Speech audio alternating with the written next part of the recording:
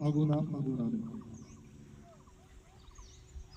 बैसागुनि देमसि मोसानायाव मेगन थिफायनायखौ आं एरायदों।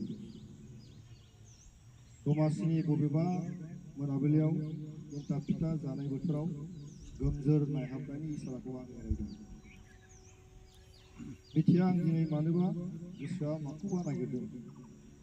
बिलिर फैनाय बारनि उखिनायाव गोसोआव सोंथि मा बार बारलायखो मिथिस्लाबै सानखांनाय फैयो। बैसागु दमासिनि एरायनायनि फैनाय इसारा आं सानबाय बे बारा फागुननि फागुना फागुनानो बैसागुखौ एरायबाय दमासिखौबो एरायबाय नाथाय फागुननि बारखौ एरायनाया मस्थ' दिगदार। गतिके फागुननि बारखौ एरायनो हाला बायदिखौ मोनदांनानै जितु बयबो फागुननि बारजों लिरथायखौ आं नुदों। बयबो सासेबो गैया खोमा फागुननि बारजों एफा एफाबाव बिलिर जादों। गतिके फागुना फागुनानो आरो बे फागुननि बिलिरनायखौ जोङो जिउआव गावनि मोन्दांथिखौ लानानै गोबां थुनलाइगिरि खन्थाइगिरिफ्रा सोरजिदों आरो बेखौनो लानानै जोंनि संसारा सोलिनानै दङ।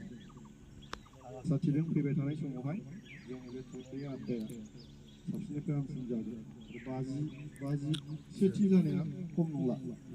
बिराद गोबाव जाबाय बुरजाबो जाबोबाय सोलिबाय थागोन। बेबायदि परिबेस मोननाया खोब मोजां। बेवहाय दस्रा डिजाइनेसननि खोथा गैया। सोर राजनितिकआव थायो सोर बबाव थायो बेजों खोथा गैया। बे परिबेसाव बयबो बाहागो ला आरो बेखौ जोङो समाजाव होलांनो हायोबा बे जोंनि थाखाय गोदान मोनसे परिबेस फैगोन। आं बेखौ मोनदाङो आरो बेखौ गोसोजों हास्थायो। गतिके फैबाय थानाय समाव मोजाङै जाफुंसारथों आं बेखौ हास्थायो। गोजोन्थों।